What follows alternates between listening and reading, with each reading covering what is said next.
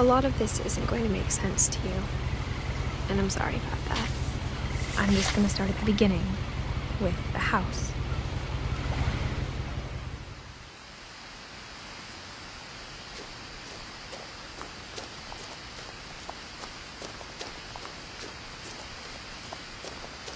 I lived here until I was 11, but I wasn't allowed inside half the rooms.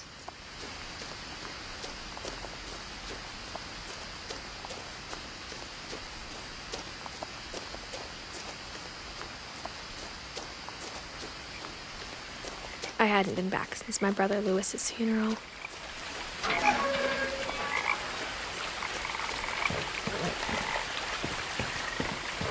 In her will, my mother left me a key, but didn't tell me what it unlocked.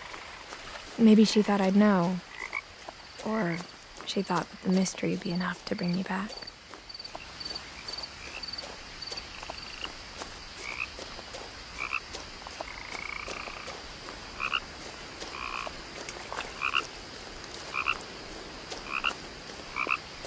The truth is, even after I inherited the house, I never thought I'd come back to it. But now I had questions about my family that only the house knew the answers to. The woods around the house have always been uncomfortably silent, as if they're about to say something but never do.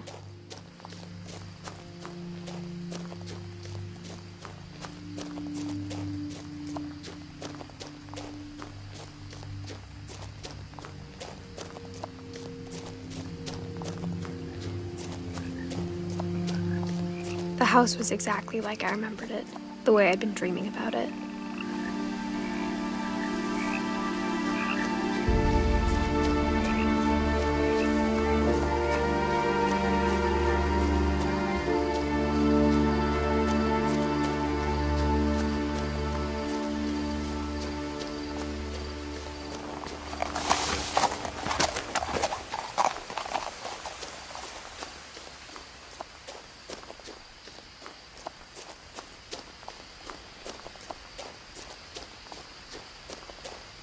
No one had driven this way in a long time, but I saw a few hoof prints.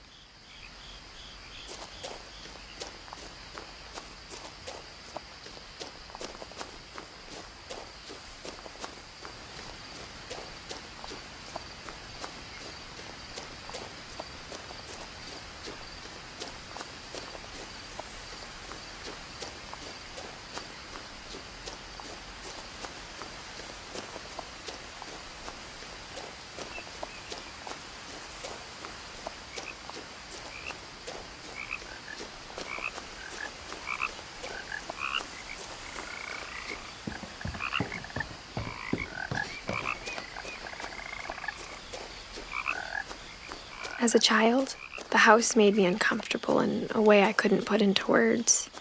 Now, as a 17-year-old, I knew exactly what those words were. I was afraid of the house.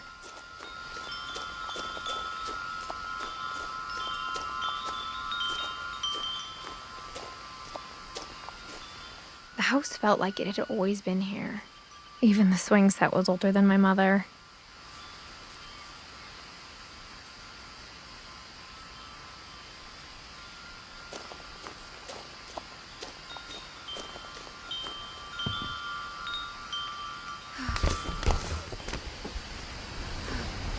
Crawling through the doggy door used to be a lot easier when I was 11.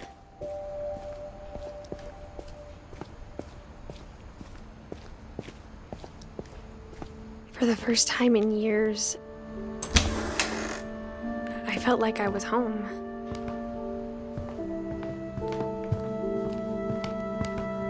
Nothing in the house looked abnormal. There was just too much of it, like a smile with too many teeth.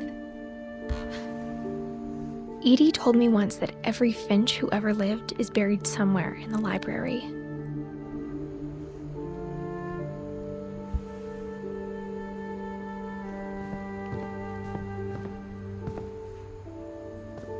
After Milton disappeared, Mom sealed up all the bedrooms. Then Edie retaliated and drilled peepholes.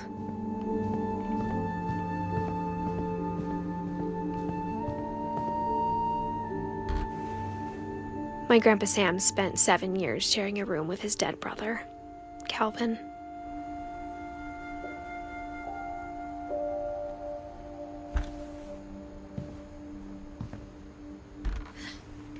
As a kid, I just assumed every house had peepholes and sealed rooms you weren't allowed inside of.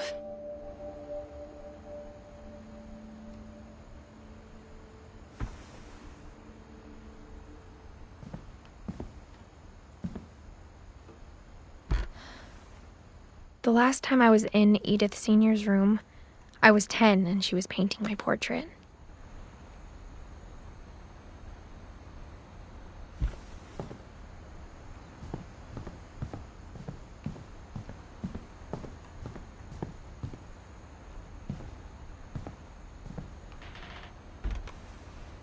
Barbara was a child star for 2 years, until America grew out of it.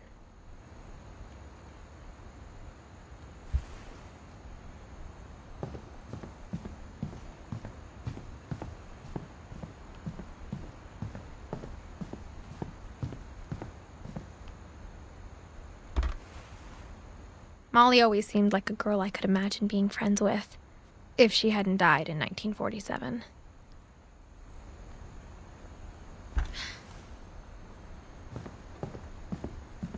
I spent a lot of time playing in Great Uncle Walter's room.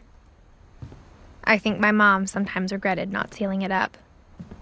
Louis told me there were secret passages, but I never believed him.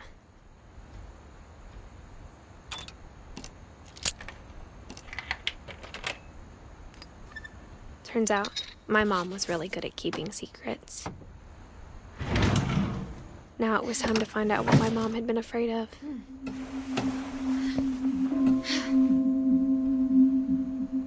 Reading this, maybe it sounds like I had a plan, but I had no idea what was behind that door.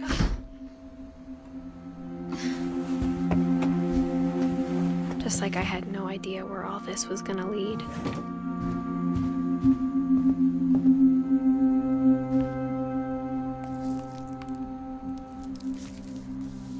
December 13th, 1947. Dear Diary, I'll be gone soon, but I wanted to tell somebody about what's gonna happen. It started when Mom sent me to bed without dinner. I woke up and I was starving, so I looked around for something to eat. The gerbil food was dry, but I didn't mind it.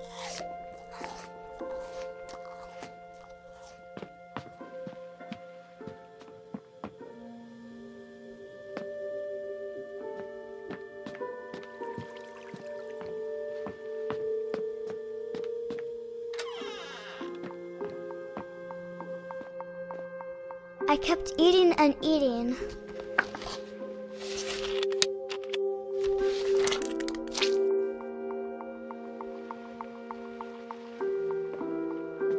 I ate a lot of things that night.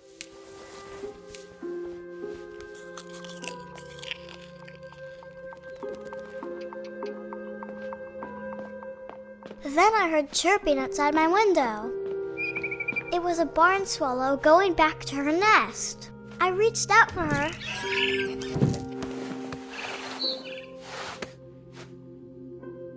And suddenly, I was a cat.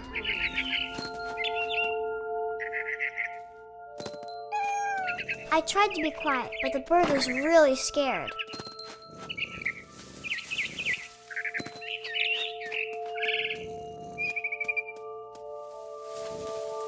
Mom and Dad didn't even look at me.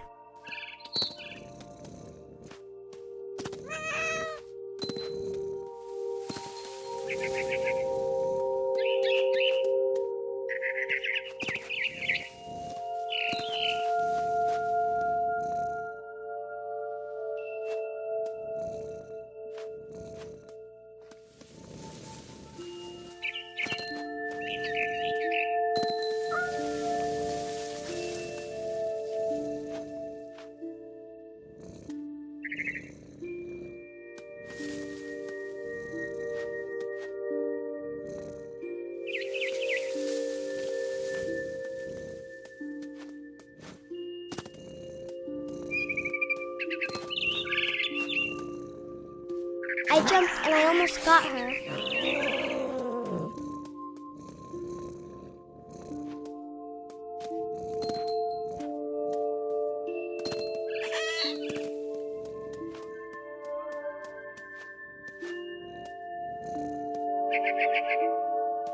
I could tell she was getting really tired. Now I was up in the big tree. I promised Dad I wouldn't climb it anymore.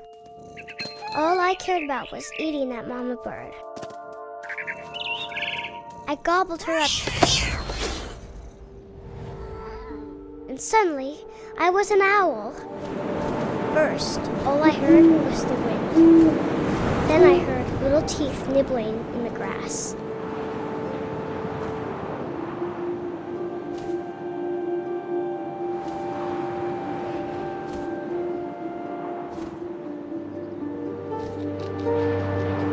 Rabbits.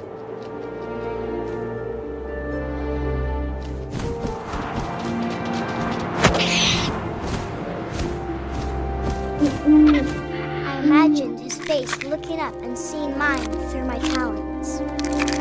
I swallowed him up, and I didn't chew one bit. Then I flew off to find something bigger.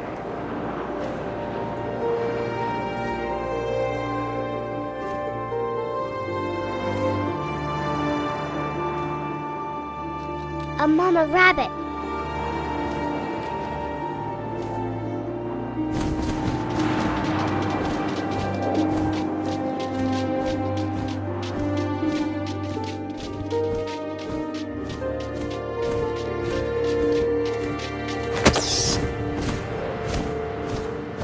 She was almost too big to carry. I started choking, but I couldn't stop eating. And suddenly, I was a shark.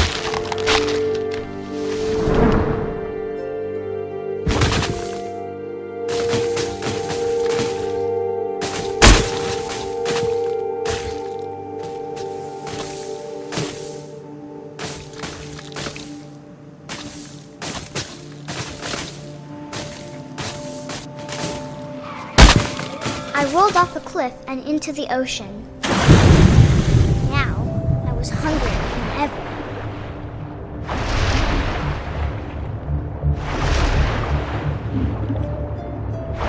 I wanted fat, juicy seeds.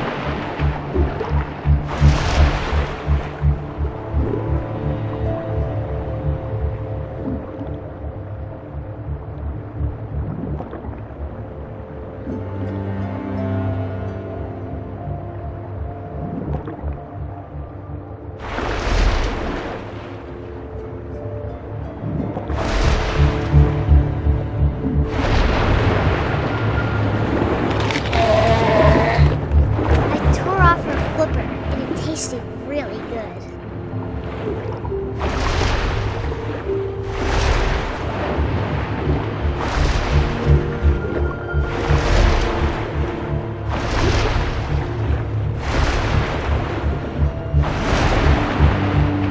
I grabbed on tight, but I was so hungry I jumped out of the water.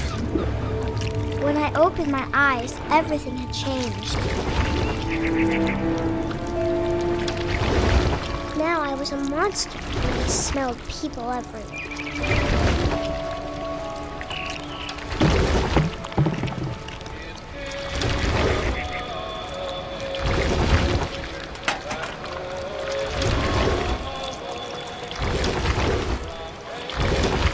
I was big, and I moved real quiet.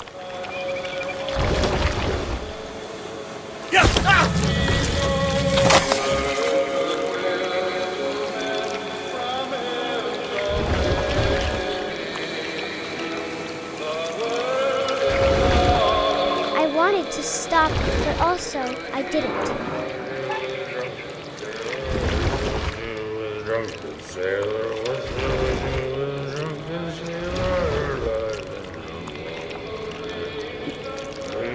Belly with a rusty, his belly with a rusty, he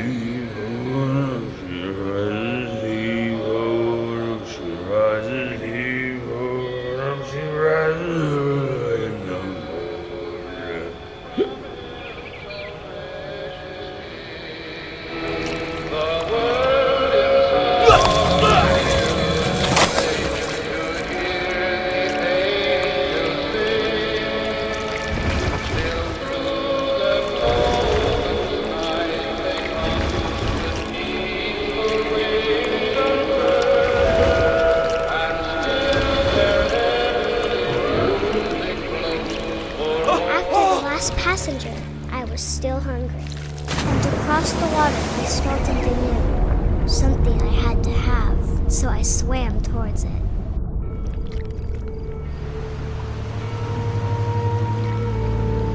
I slithered onto the sand, and the good smell went into an old pipe.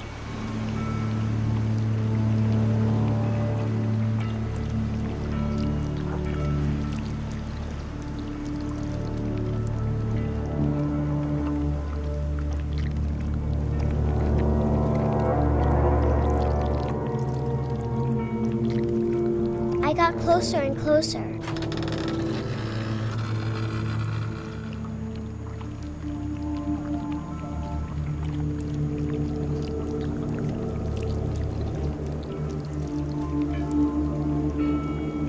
All of my stomach started growling. And suddenly, I was me again. I held my breath for a long time, but I couldn't hear anything. I think it's waiting for me to fall asleep. But it's not going to wait much longer. It needs to feed, and we both know I will be delicious.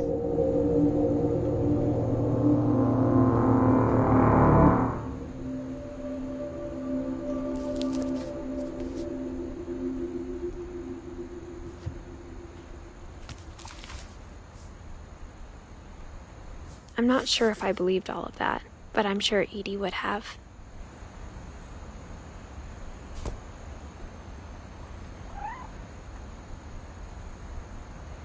I got the sense Edie had spent a lot of time here, before my mom sealed the doors.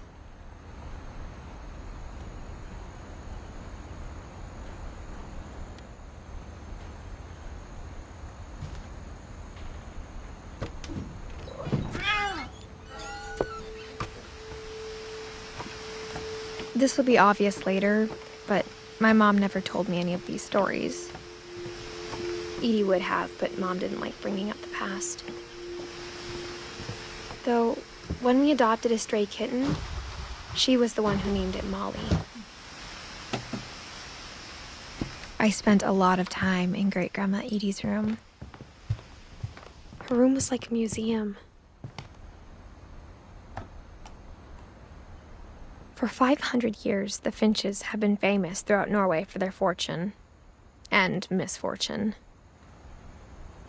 Odin Finch buries the latest victims of the family curse, his wife Ingeborg and their newborn son, Yohan. On January 7th, 1937, he set sail with his family and his house, hoping to leave the curse behind. But 40-foot waves off the coast of Washington send the house and Odin to the bottom of the sea. Odin's daughter Edie, with husband Sven and baby Molly, step ashore on their new home, Orcas Island. Odin Finch is the first to be buried in the new family cemetery. His daughter Edie is already dreaming of a new Finch house.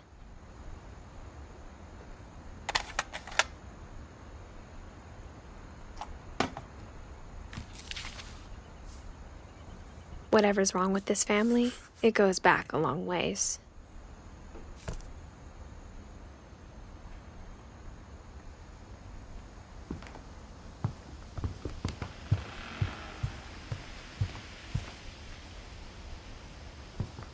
Even in her 90s, sometimes Edie seemed a lot younger than my mother. The only trace Grandpa Sam's first wife Kay left on the house was the pink bathroom. It was a pretty big trace.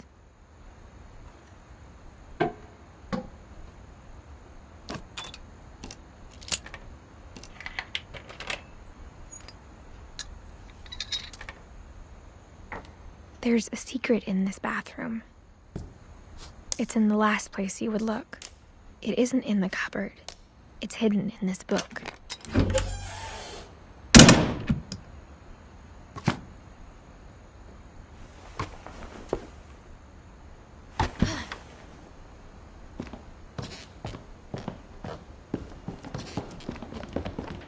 From the paintings on the wall, it was clear my brother Milton had been here before me.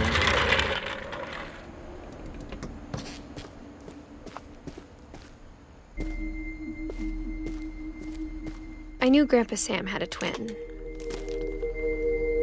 and that he never talked about him. I guess my grandpa didn't like history any more than my mom did.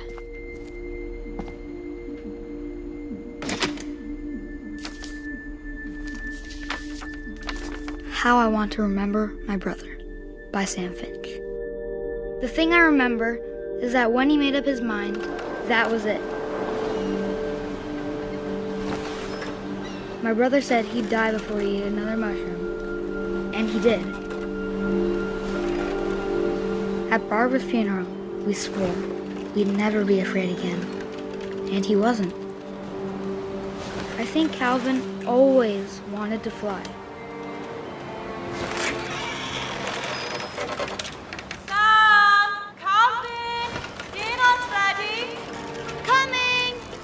But that day, he finally made up his mind to do it. I told him going around was impossible. Maybe if I hadn't said that. Alvin, I'm not going to tell you again. Maybe if the wind hadn't picked up.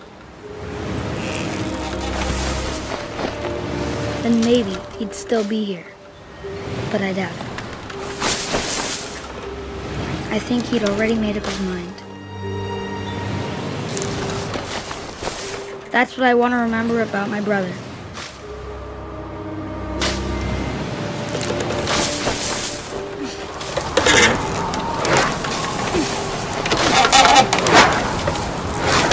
The day he made up his mind to fly. And he did.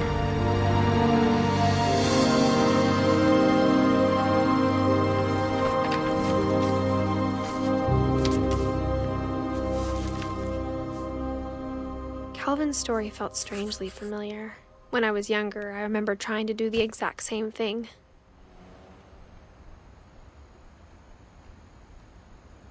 After the funeral, Edie roped off Calvin's half of the room. Mom said Grandpa Sam enlisted at 18 and never set foot in the room again.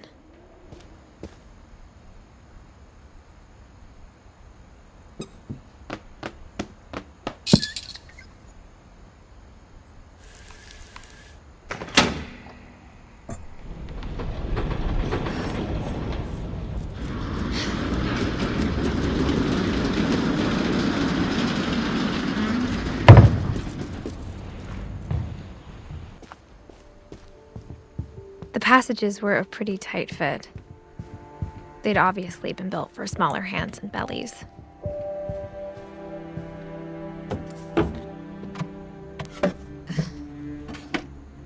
Growing up, I always thought of Barbara as a child star.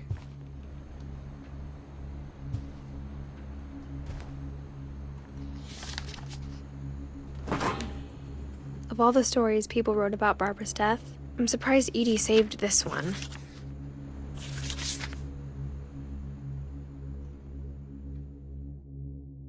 Old Jack here with another ghastly tale inspired by America's most unfortunate family.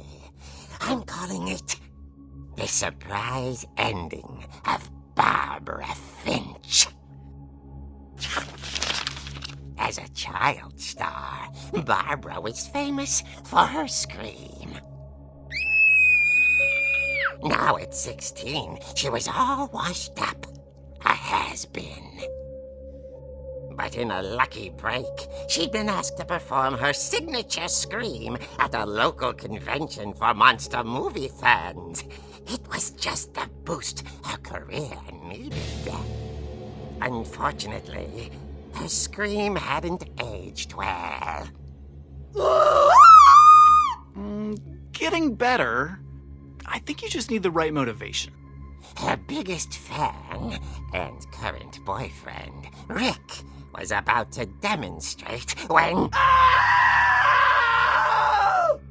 Now that was a great scream. It was Barbara's father, Sven. He'd slipped into a table saw and had to be rushed to the emergency room. So Barbara got stuck babysitting her youngest brother, Walter. Her convention comeback was cancelled.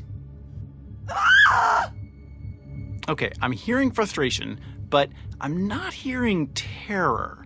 What if I tried... A gang of hoodlums in Halloween masks have been terrorizing Orcas Island tonight. Police are urging residents to...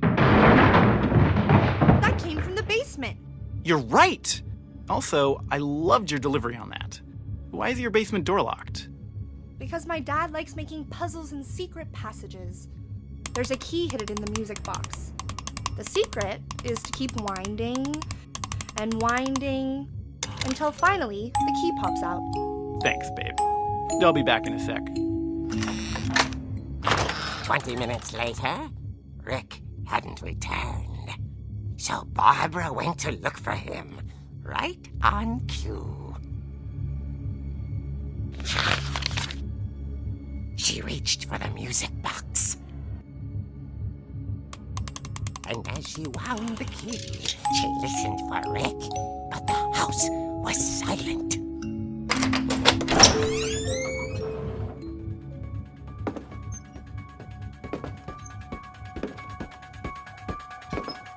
She found Rick's crutch and imagined the worst.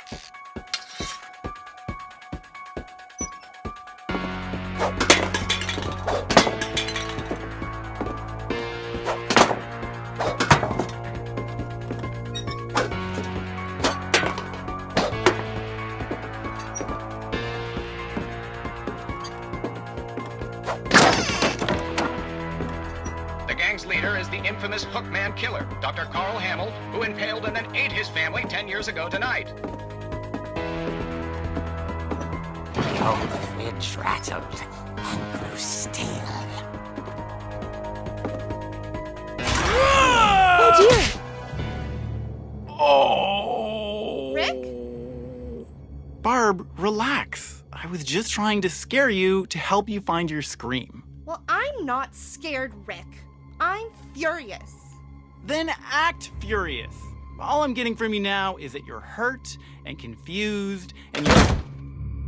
She threw him out, but she kept a little something to remember him by. Barb, have you seen my other crutch? And she was still holding it when she fell asleep watching the late picture show. Hours later... Barbara! Walter, what's going on up there? Ah! Okay, I'm coming up, but if this is a trick, you're dead, Walter.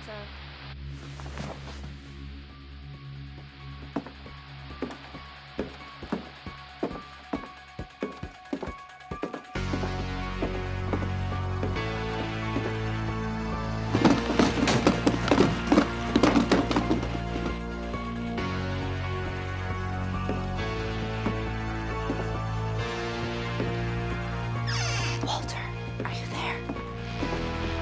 Walter had vanished, but his bedside radio was still on. Orcas Island police describe the man as 6 feet tall, with a steel hook for a hand.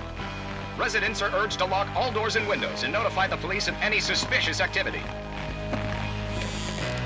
Barbara turned, saw the hook man, and was speechless. He was quite smashing.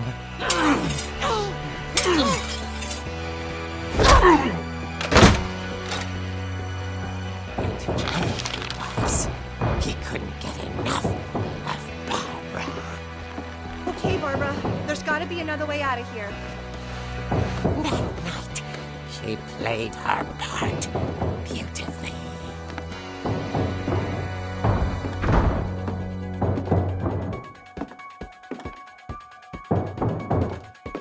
Molly's door hadn't been opened in years. The hinges groaned.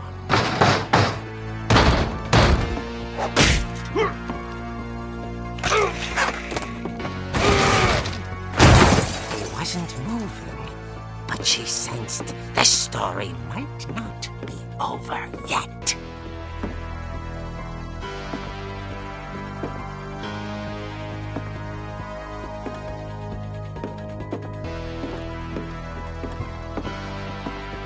The hookman had vanished.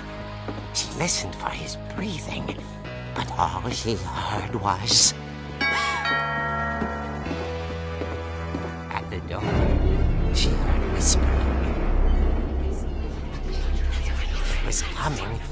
inside the house.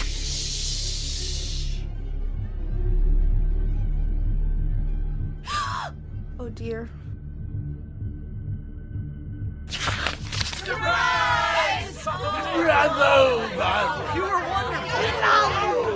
monsters had come to surprise her. For Barbara, it was a dream come true. Then she saw what kind of monsters they were, and she realized what was about to happen. She was going to be famous. And with her final breath, Barbara Finch gave the performance of her life.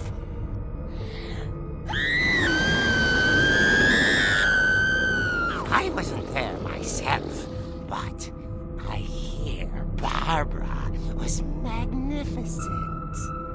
Poor girl. She had a taste for stardom.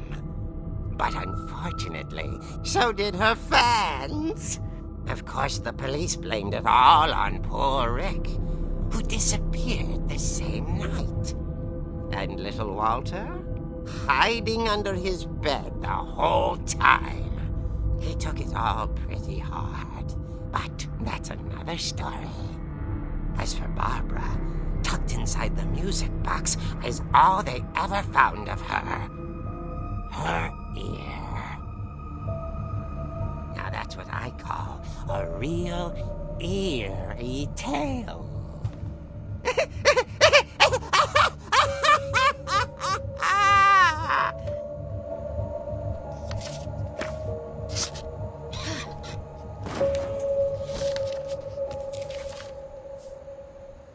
Edie told me all Barbara wanted was to be remembered, as absurd as that comic was. Maybe what Edie saw was a happy ending.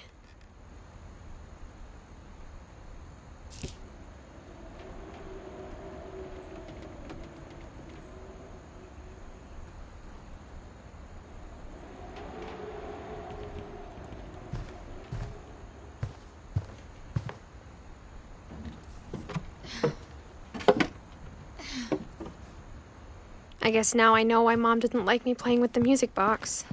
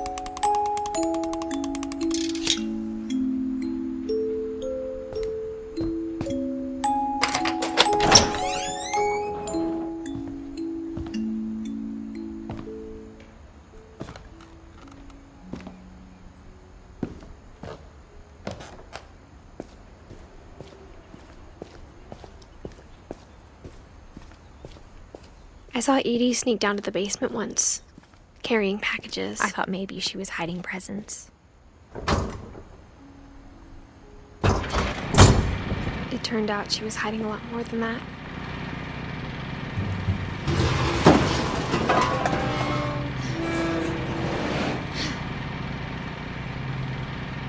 I remember asking Mom once about where Walter had gone. She said after Barbara died, he got as far away as he could. If there's a pattern in all these stories, I think it's that none of us has gotten very far.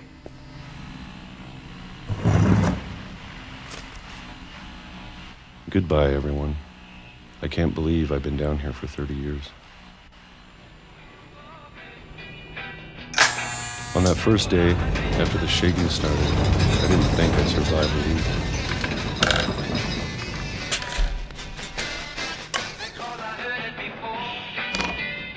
But after a few days, I settled into a routine. That's what kept me sane. Having a schedule, living for today. I always expected to be dead tomorrow. But if you wait long enough, you get used to anything.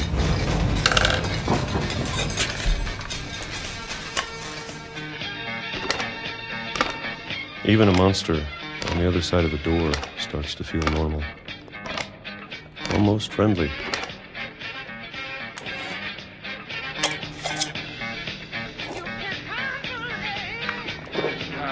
And then one day, everything just stopped. Whatever that thing was, it was gone. Maybe it got tired of waiting. Or maybe I just got tired of being afraid.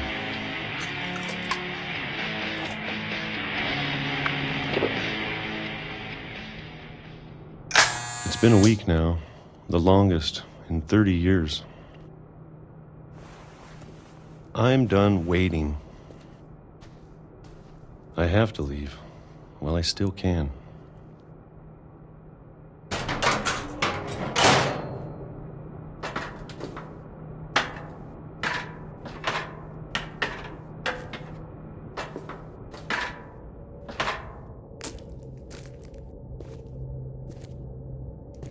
I know it's out there, somewhere. Whatever killed Barbara and Molly and Calvin. Maybe this is all a mistake. But I need to stop living the same day, even if it kills me.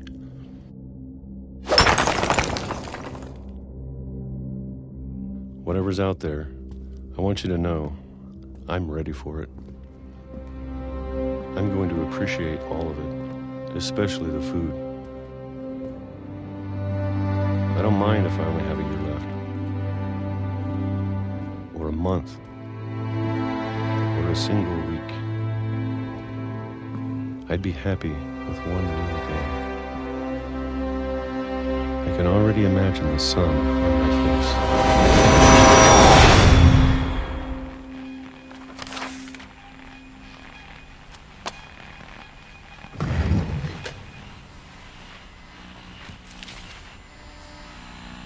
Walter died when I was 6.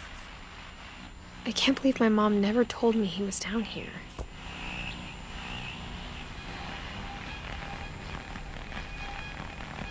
I'm sure my mom was trying to protect me.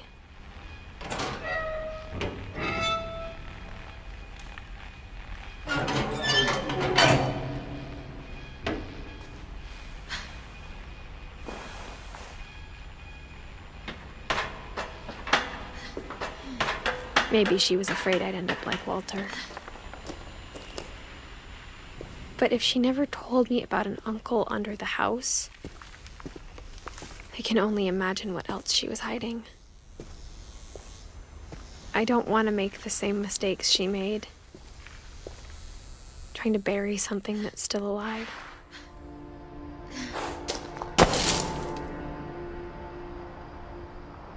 Now that there's only one of us left, or maybe 2,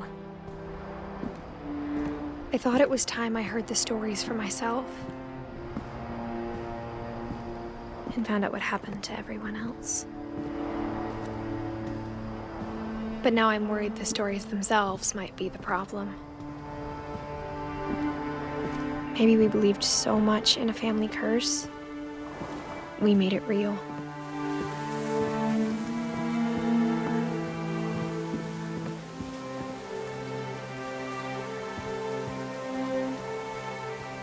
I don't know if I should even be writing this.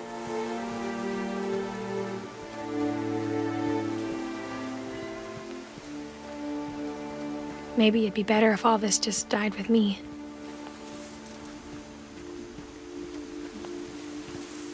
But I thought you should know about your family.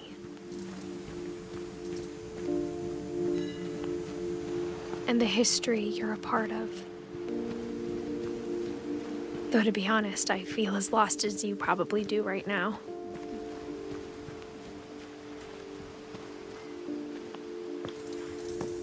I think the people in these stories believed them, for what that's worth.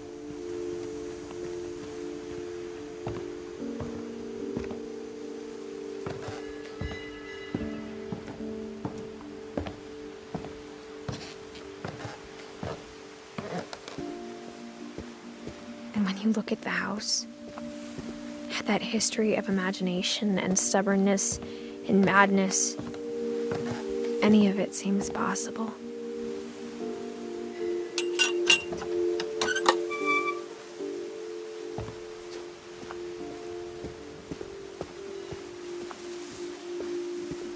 I think we've been surrounded by death for so long, we've just gotten used to it.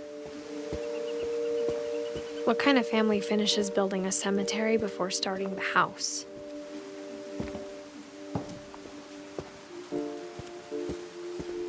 It's embarrassing for me to admit this, but the pet cemetery made me more uncomfortable than the human one. 3 of the gerbils were mine, and 2 had been my fault. Sven built the house, but it was Edie who designed the cemetery. I'm sure Odin's monument had been Edie's idea.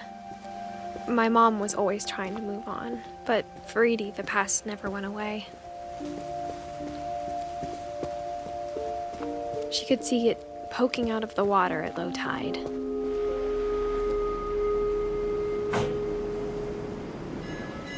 Edie said she dreamed about the old house every night.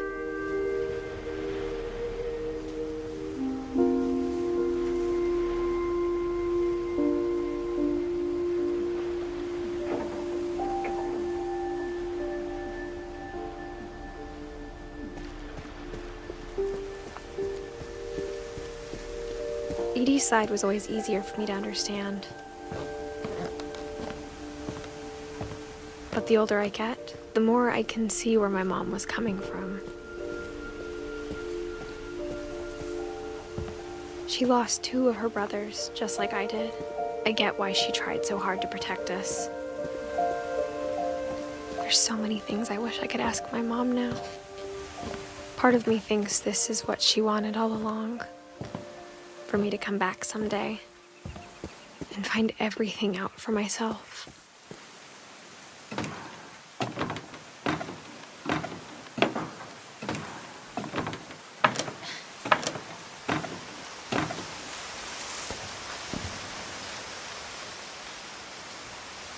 But looking back on it now,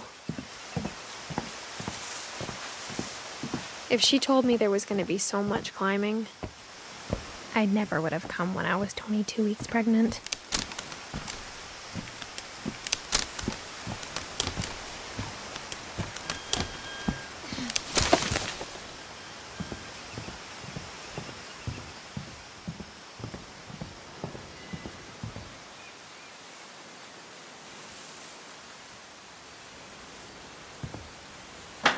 I never met Grandpa Sam, but I think he and my mom had a lot in common.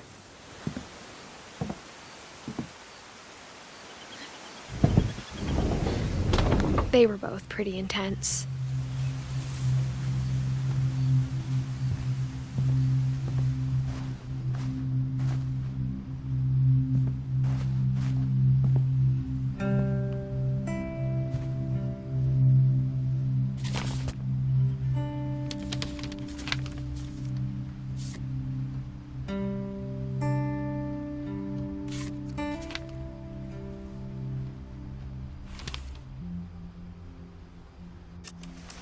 Dawn, I promise, you'll never forget this weekend. Yes, sir. Perfect. It's gonna rain the whole weekend, isn't it? I will never forget this weekend. Okay, got it. I'm gonna take some pictures, okay? Just be careful. That camera's older than you are.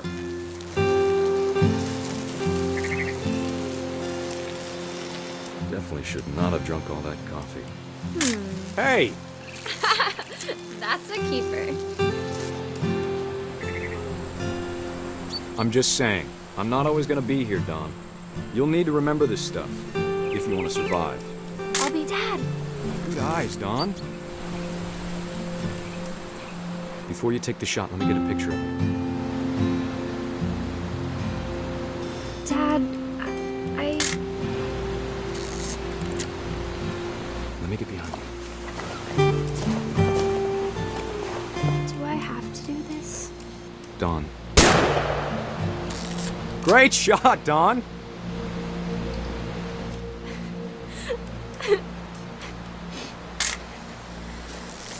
I'm proud of you, Don. Always remember that, okay? Dad, it's twitching. I think That's it's totally normal, Don. Just focus on the camera. Try not to think about— Dad!